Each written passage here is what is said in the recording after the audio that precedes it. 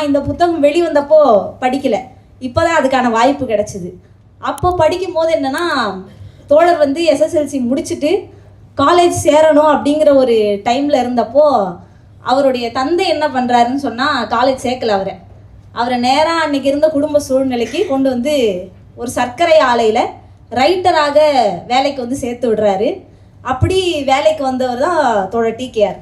அப்போ அங்கே அந்த சர்க்கரை ஆலையில் வேலைக்கு வந்த பொழுது அன்னைக்கு இருந்த காலகட்டத்தில் பார்த்திங்கன்னா அன்றைக்கே 75 ரூபா சம்பளம் வாங்குறாரு. ஆனால் அந்த ஃபேக்ட்ரியில் வேலை செய்யக்கூடிய ஒரு தொழிலாளிக்கு என்ன சம்பளம்னு கேட்டால் மாத சம்பளம் 2 ரூபா 2.25 ரூபா இவ்வளோ தான் அந்த சம்பளமே. அப்போ அந்த வித்தியாசத்தை புரிஞ்சுக்க முடியும் நம்மளால்.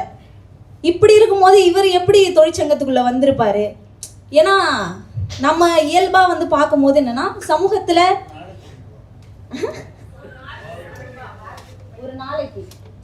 ஒரு நாளைக்கு 2 ரூபாய் அப்படி இருக்கும்போது எப்படி இவர் வந்து வந்திருப்பார் இயக்கத்துக்குள்ளே அப்படிங்கிறது ஒரு பெரிய கொஷினாகவே இருந்தது. அப்போ வந்து அவர் எப்படி வந்தார் அப்படின்னு சொன்னால், அங்கே வந்து ஒரு தொழிலாளியாக இருந்த பழனியப்பன்ற ஒரு தோழரை இவர் எல்லா நேரங்கள்லையும் நினைவு கூர்ந்திருக்காரு இந்த புத்தகத்தில். அவர் தான் வந்து தோழர் டிகேஆருக்கு நிறைய விஷயங்களை சொல்லித்தராரு. அவரோட நிறைய கான்வர்சேஷனை பில்ட் பண்ணுறாரு. அவருக்கு படிக்கணுன்ற ஆர்வத்தை தூண்டுறாரு. ஜனசக்தி, நம்மளுடைய பத்திரிகைகள் நிறைய இவருக்கு வந்து கொடுக்கக்கூடிய ஒரு ஆள் யாருன்னா தோழர் பழனியப்பன் தான்.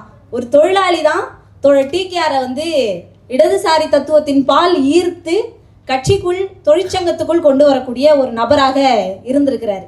இதை ஏன் நான் இவ்வளோ ஹைலைட் பண்ணி சொல்கிறேன்னா,